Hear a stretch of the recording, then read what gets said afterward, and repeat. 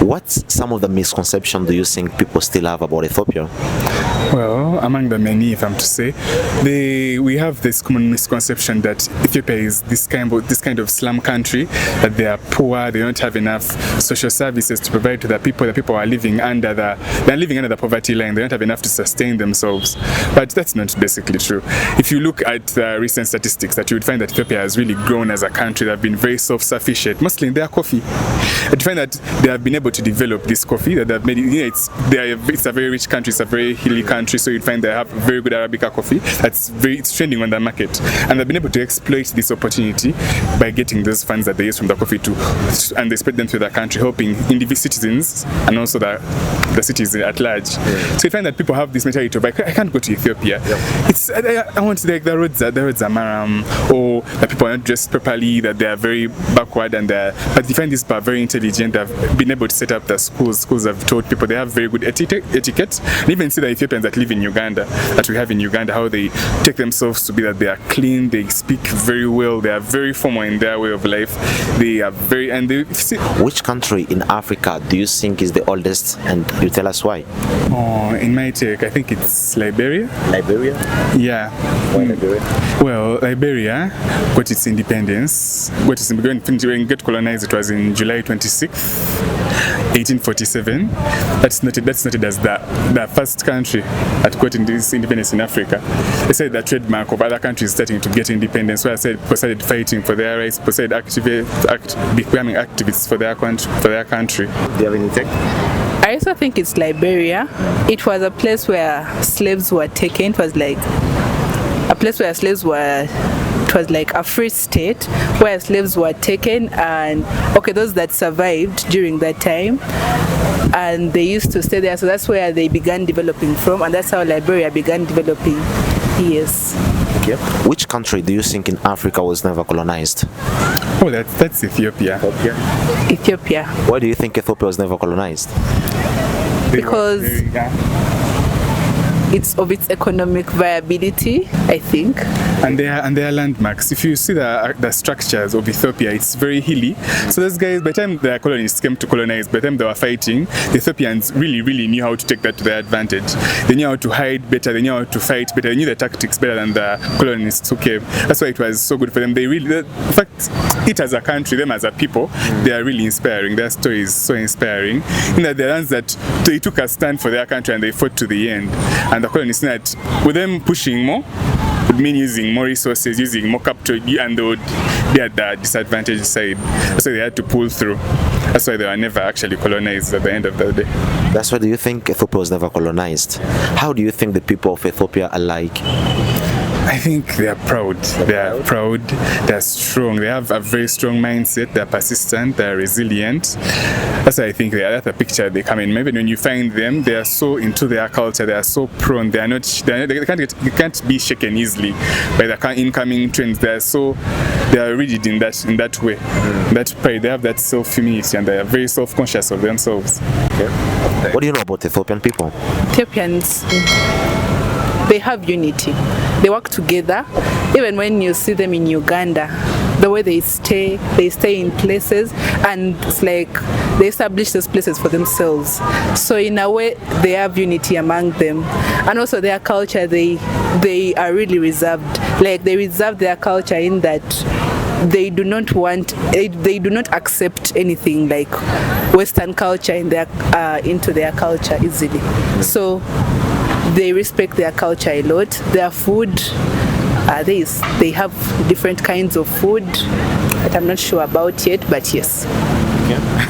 What did you learn from Ethiopians living in Uganda? Living from Uganda, I really loved how they are good opportunists. Like they know how to exploit the available resources they have. That you'd see they would come in Uganda with nothing, but they would get something so small. They would get a small piece of land, and they would get a business, and they would do this business so well. And you'd see that they would take their time. A business can't be made in a day, but they would take their time, and you'd see that business flourish. So I think that shows me that you just have to be resilient in something that you're going to do. You have to be persistent in it. You have to work smart, be humble as you do it. Everything will come out in the end. The results will speak for themselves. Sure. If you go to any restaurant of theirs, you find that it's always so clean, it's always so good. They value their hygiene, they value themselves as a people.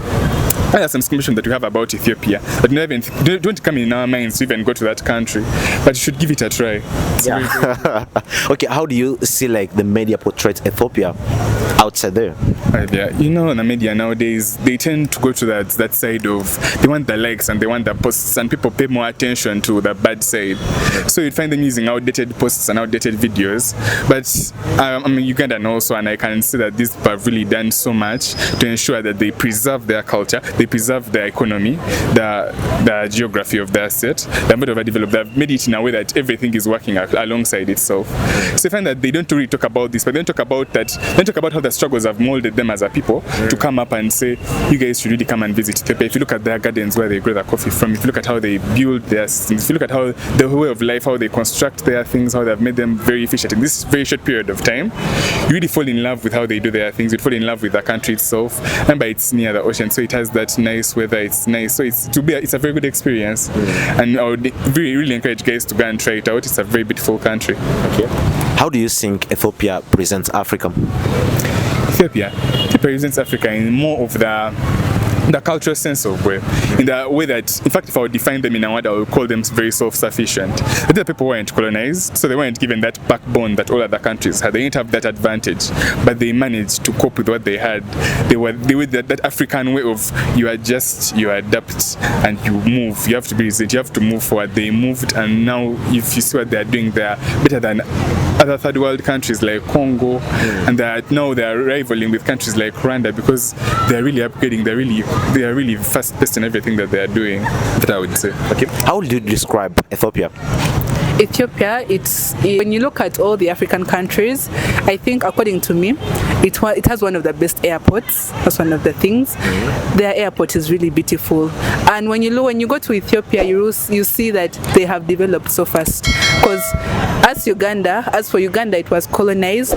When you look at our state right now, and we look at Ethiopia, okay, we have to just accept, but Ethiopia is a step ahead away from us, and they have really developed. And okay, most of the time we think we have to just look at the Western culture and go with it because we want to move steps forward. But look at these people; they have reserved their culture, but again, they are moving forward.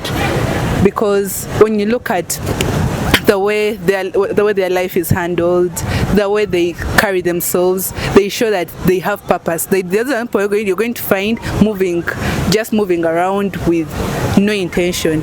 They have business plans, they have big deals. These are very good people, and I love their country because I see their country has a way forward every day.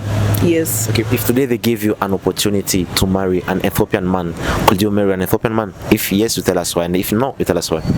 Yes, I would, because I love their culture. Yes, and the men are handsome. Yeah, they are. Yes, I've seen some in Uganda, and I'm like, yeah, if I got a chance, I would go for one. Yes. Do you have any take if you get a wife from there? You'll go like. No, I respect them as a people, but personally, I wouldn't. They're very headstrong. I would say that they're very headstrong people. They want something the way it is and the way it's supposed to go. And me as a person, I would prefer something more vibrant, something new every day. So you'd find that they would want it to be in their way. That's just my opinion. That culture side. No, I'm not that rigid. Okay, let's just saying that. There's someone that want it to be very fluid, like very diverse, bring some diversity into our marriage. Oh, okay. Any message now do you have for Ethiopians who are watching us now, maybe? Yeah, we are proud of you guys. You should come and also visit Uganda. Here, come and we connect. Yeah. We are also welcoming like you guys.